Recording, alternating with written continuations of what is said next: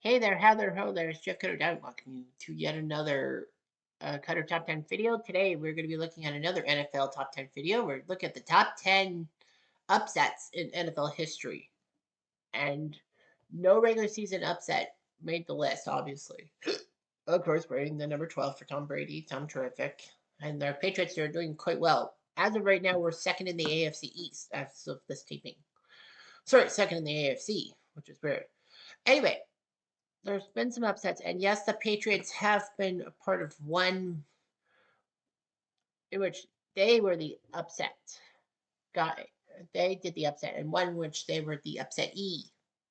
All right, here's the top 10. Number 10 is the 2012 Giants Packers divisional round. The Packers were on one of the biggest benders around. They were 15-1. They were looking pretty damn good and all that. Aaron Rodgers knew he was going to be the heir apparent to Brett Favre, and this was, of course, the year after they went on to win the Super Bowl over the Steelers. So the Packers were trying to go back to back, but they fell flat against the New York Giants in the divisional round. This was 4 years after the Giants shocked the Packers and Brett Favre by winning the NFC title game in Green Bay to face the New England Patriots, which we will talk about on this list. But the fact of the matter is that 15-1, the Packers should have had the Giants quite easily. I mean, how do you go 15-1 and then choke? I actually picked the Giants over the Packers because of the fact that, you know, the Giants had done it to the Packers before. So I had a funny feeling. And if you're asking about the 1998 Vikings loss to the Falcons, no, that did not make the list. Mostly due to the fact that despite Atlanta beating Minnesota and they were 15-1, the Falcons actually were 14-2 themselves that year, which people forget about how good Atlanta was. They won 14 games and won the NFC West over the Niners. So unfortunately, no, that did not make the list. Number 9 is the 1987 playoffs between the Minnesota Vikings and the San Francisco 49ers. So the 87-88 playoffs were in swing. The Vikings had to go to New Orleans to play the Saints in the one-game wild card round. Now, back in 1987, only only 5 teams from each conference made the playoffs instead of the traditional 7 nowadays. So what they did was the two best non-division winners took each other on in a one-game playoff, and the winner would take on the 1 seed.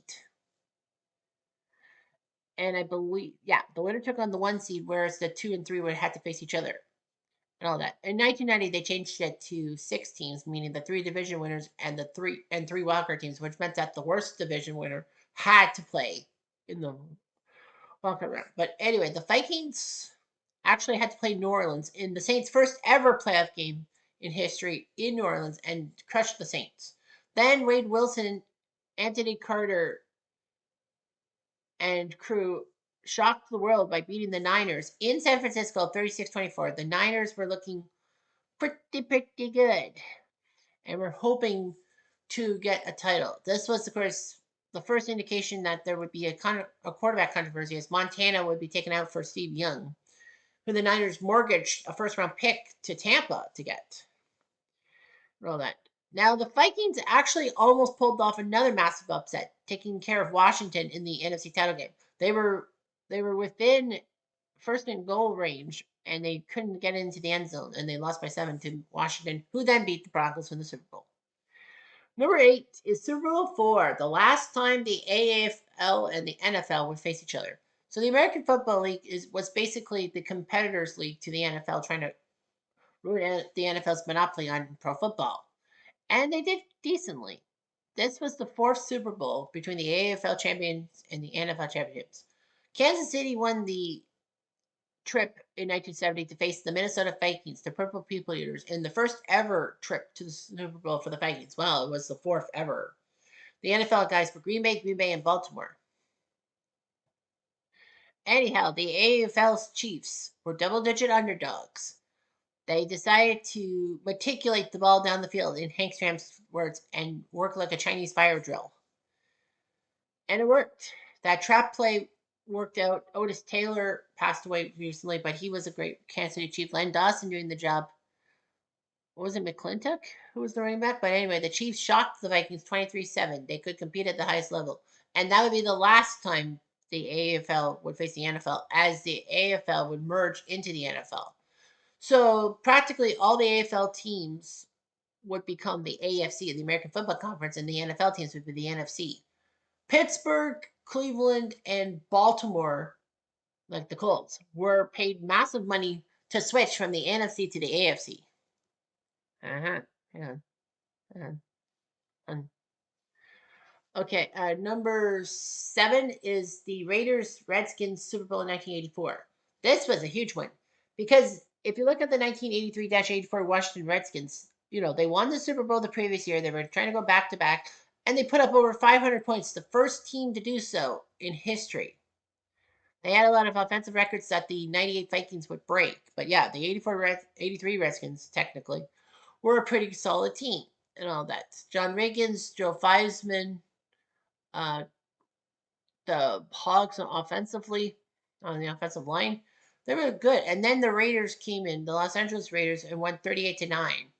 Jim Plunkett, again, for the second time in his career, was not the starter to start the year and then came in for an ineffective quarterback. Well, the first time was for an injured Dan Pastorini in 1980 season, but 3 years later, it was for an ineffective Mark Wilson. So Plunkett led the Raiders to the Super Bowl, and then the Redskins fell flat. Marcus Allen with that 74-yard touchdown run, which was the longest run in Super Bowl history, to Willie Parker in 2006 broke that. But the fact is that, the Raiders put up the numbers, and Jack Squirek with that last second interception in the first half. They tried the rocket screen, the Redskins did. Actually, what's weird is Washington and the Raiders actually met in the regular season, and it was a 37-35 Washington win. So they tried that plan, but it failed on deaf ears. Number 6 is the story of the Jaguars, as the Denver papers had it. It was Jaguars Broncos divisional round 1996. So the Broncos were huge and all that. John Elway and the Broncos were the best team around 13-3. They looked pretty good. Jacksonville was a second-year team. This was their sophomore year in the NFL. They almost made the playoffs on the first year, but the second year they actually found they were an Atlanta field goal away from not making the playoffs, but the Jaguars did it. They grabbed the 6th spot. They would take on the Buffalo Bills, who were the worst of the 3 divisional leaders, and beat them 30-27 in Buffalo, and that effectively shut the book on Jim Kelly's career. Then they were headed to Denver. Everyone wanted Denver to crush the Jaguars. They were 12-point favorites, and the Rocky Mountain News called Jacksonville the Jaguars. Well, led by Mark Brunell's passing and running, and the fact of the matter, Fred Taylor doing well, and lots of other pieces falling in place. The Jaguars shocked the Broncos 30-27 to go to the AFC title game. Unfortunately, they would fell to the buzzsaw of the New England Patriots. Well, pre-Brady, this was the Drew Bledsoe-led New England Patriots, who went to the Super Bowl, but then lost to Green Bay thanks to Desmond Howard's kickoff return for a touchdown. Number 5 is Super Bowl 32, Broncos against the Packers. So speaking of the Packers, they won that Super Bowl in 97. Then the next year, they were looking to go back to back, like their ancestors, the Packers winning the first 2 Super Bowls. So anyway, the Broncos were tough shape. Like John Elway was a pretty good quarterback, don't get me wrong. But the fact of the matter was that, the Broncos always faltered, and especially the previous year against Jacksonville. But not only were there some personnel changes, and Terrell Davis was a better running back, but the fact of the matter is the Broncos, people forget, changed their color scheme. They were always with the orange tops and the blue helmets, but they changed their helmets to kind of a darkish blue and all that. And they had the blue jerseys with the orange piping. So they changed their look. Change your luck. And they took on the Packers and beat the defending champions 31-24. They were 11-point underdogs. This was the first time since the Raiders in 1984 to win a Super Bowl, as the NFC had won every Super Bowl between 1985 and 1997.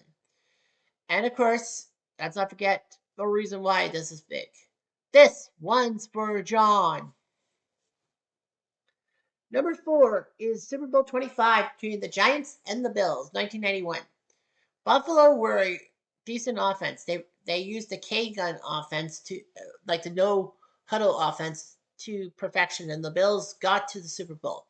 Although it was a whitewashing, one of the largest playoff wins in history, 51-3 over the LA Raiders. Of course, that's not the record. The record actually for margin is 73 points, Bears versus Redskins, 1940. In the Super Bowl era, the record is Jacksonville beating Miami 62-7 in 1999. But the 99 season. But the fact of the matter was that, Buffalo looked pretty good. The Giants, by contrast, did not look so great. Yeah, LT was there and they had a good defense. But getting to the Super Bowl was hard because the Giants lost Phil Simms to injury and Jeff freaking Hostetler had to be the quarterback.